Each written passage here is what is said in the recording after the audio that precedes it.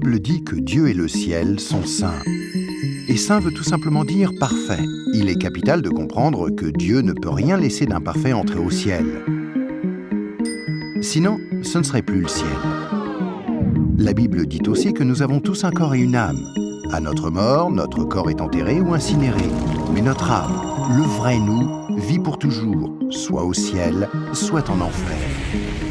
Malheureusement, nous avons un problème, car la Bible dit que si nous avons enfreint une seule des lois de Dieu, par exemple, si nous avons menti une fois, triché une fois, détesté une fois, juste une fois, comme nous l'avons tous fait, soyons honnêtes, alors notre âme devient imparfaite et nous ne pouvons pas entrer au ciel. Connais-tu quelqu'un qui n'a jamais enfreint une seule des lois de Dieu? La réponse est évidemment non. Alors, voilà notre problème. Nous avons tous enfreint les lois de Dieu, c'est pourquoi nous avons tous une âme imparfaite. Ainsi, si à notre mort, notre âme peut aller soit au ciel, soit en enfer, mais que pour aller au ciel, nous devons avoir un casier judiciaire vierge, et aucun d'entre nous n'en avons un, alors cela signifie que nous allons tout droit en enfer. Cela peut sembler dur, et tu te demandes peut-être comment un Dieu plein d'amour a pu créer un lieu tel que l'enfer, et comment peut-il en plus y envoyer des gens? Alors pensons-y dans ce sens. Pense à quelqu'un que tu aimes vraiment. Maintenant, imagine que cette personne ait été assassinée. L'assassin est arrêté et plaide coupable. Mais tu es horrifié lorsque le juge dit « C'est très mal ce que vous avez fait. Mais parce que je suis un juge plein d'amour, je vais vous faire relâcher. » Tu serais très fâché, n'est-ce pas? Pourquoi? Parce que tu sais que lorsque quelqu'un enfreint la loi, il doit être puni. Sinon, il n'y a pas de justice. Donc l'enfer n'est pas une question d'amour, mais de justice. Examinons 3 questions pour comprendre pourquoi il y a ce lieu qui s'appelle l'enfer. As-tu déjà menti une fois dans ta vie? La réponse est sûrement oui, même si ce n'est qu'un petit mensonge. Si tu as menti une seule fois, alors tu es coupable de mensonge.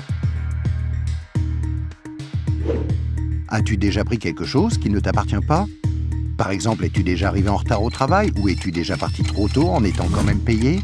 As-tu déjà utilisé le téléphone du patron ou la photocopieuse sans demander la permission ou ramené un stylo du bureau à la maison? Tout ceci, bien sûr, est du vol. La plupart des gens ont pris quelque chose qui ne leur appartient pas, ce qui les rend coupables de vol. Penses-tu que Dieu va laisser un groupe de voleurs menteurs comme nous aller au ciel? C'est peu probable, car s'il le faisait, il serait comme le juge injuste qui n'a pas condamné l'assassin de la personne que tu aimais. Il n'y a pas 36 solutions. Mais beaucoup diront « Attends un peu, je suis quelqu'un de bien ». Et il y a une grande différence entre le mensonge, le vol et le meurtre. Or, je n'ai jamais tué personne. Mais ce qui est intéressant, c'est la façon dont Jésus a redéfini le mot « meurtre ». Il a dit « Si vous avez détesté quelqu'un dans votre cœur, vous l'avez tué dans votre cœur ». Alors, voici la dernière question. As-tu déjà détesté quelqu'un? La vérité, c'est que la plupart des gens ont déjà ressenti de la colère ou de la haine vis-à-vis des autres, ce qui, selon Dieu, nous rend coupables de meurtre. Voilà la mauvaise nouvelle. Afin qu'il y ait une justice, il faut qu'il y ait un endroit comme l'enfer. Mais voici la bonne nouvelle. Et c'est là que Jésus entre en jeu. Ce qui distingue Jésus du reste du monde, c'est qu'il est parfait. Contrairement à nous, il n'a enfreint aucune des lois de Dieu. C'est pourquoi il a un casier judiciaire vierge, une âme parfaite. Imagine la scène avant que Jésus ne vienne sur terre, il y a 2000 ans. Jésus a regardé dans l'avenir et t'a vu ici aujourd'hui. Il s'est tourné vers Dieu, son Père, et lui a demandé « Père, j'aime les gens de ce monde et je ne veux pas qu'ils aillent en enfer pour avoir enfreint tes lois. Existe-t-il un moyen pour qu'ils soient pardonnés ?» Dieu le Père a regardé son Fils et a dit « Jésus, il n'y a qu'un moyen. Tu devras aller sur terre, devenir un être humain et vivre une vie parfaite. Puis tu mourras d'une mort cruelle sur une croix pour prendre la punition que les gens du monde méritent pour avoir enfreint mes lois. Quand tu auras fait ceci, le jour où ils te demanderont d'échanger leur casier judiciaire avec ton casier judiciaire parfait, alors il leur sera possible d'être pardonnés. »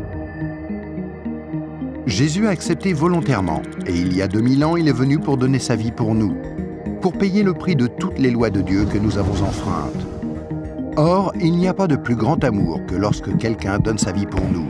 Mais il y a encore autre chose que nous devons faire pour être pardonnés. Il y a 3 événements principaux dans la vie de chacun. La naissance et la mort, mais nous n'avons aucun contrôle là-dessus. Mais il y a aussi le 3e, le jour où nous demandons à Jésus de nous pardonner, quand nous lui demandons de nous donner son casier judiciaire vierge. Il y a certaines idées reçues à ce sujet, mais dans la Bible, le principe du pardon de Dieu est clair. Nous ne sommes pas pardonnés en étant baptisés ou confirmés, ni même en priant occasionnellement, ou en allant à l'église, ou en croyant en Dieu ou en essayant d'être bons.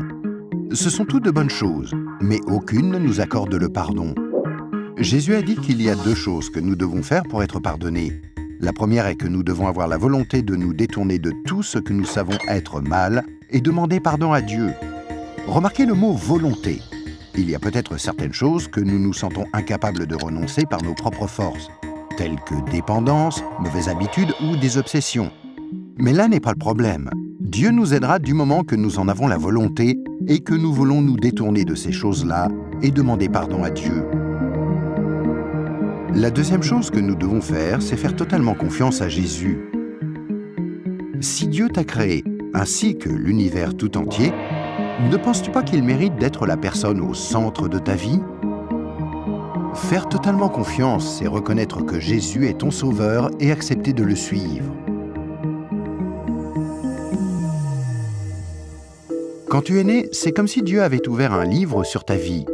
Maintenant, garde en tête que Dieu voit tout ce que tu fais. Il connaît chaque attitude, chaque pensée, chaque motif et chaque action. À chaque fois que nous brisons juste une des lois de Dieu, c'est écrit dans ce livre.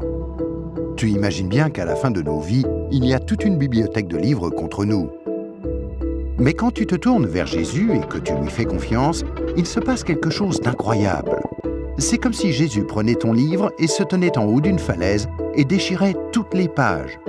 Le casier judiciaire entier de tout ce que tu as fait de mal et les jeter dans la mer la plus profonde. Il promet de ne plus jamais se rappeler de toutes ces choses.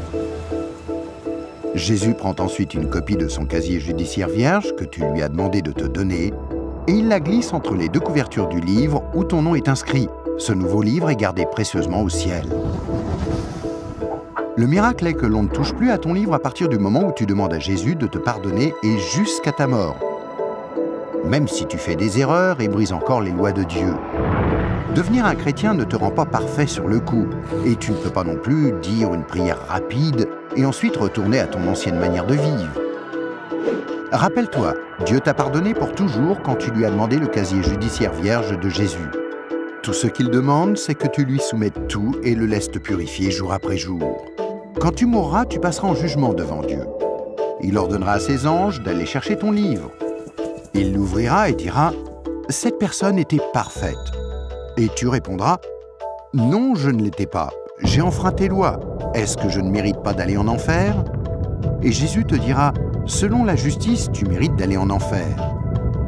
Tu as enfreint mes lois, et certaines, de nombreuses fois. Mais, mon enfant, tu as mon casier judiciaire vierge.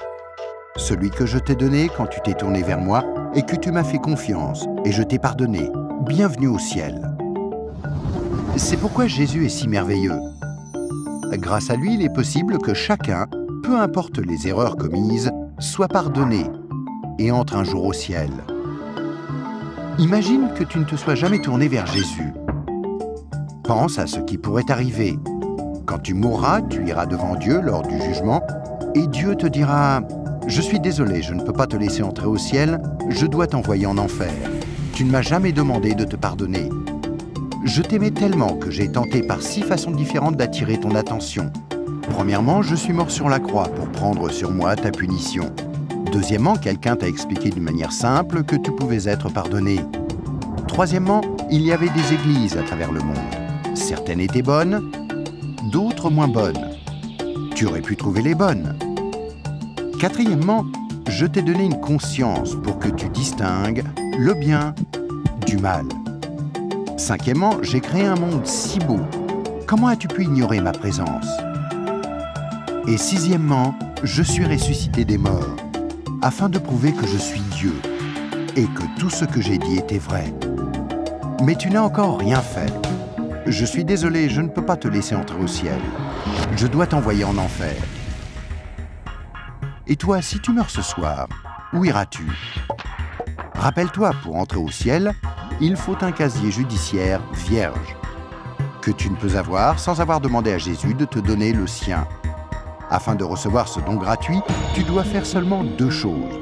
Tout d'abord, tu dois vouloir te détourner de tout ce qui est mauvais dans ta vie et demander pardon à Jésus.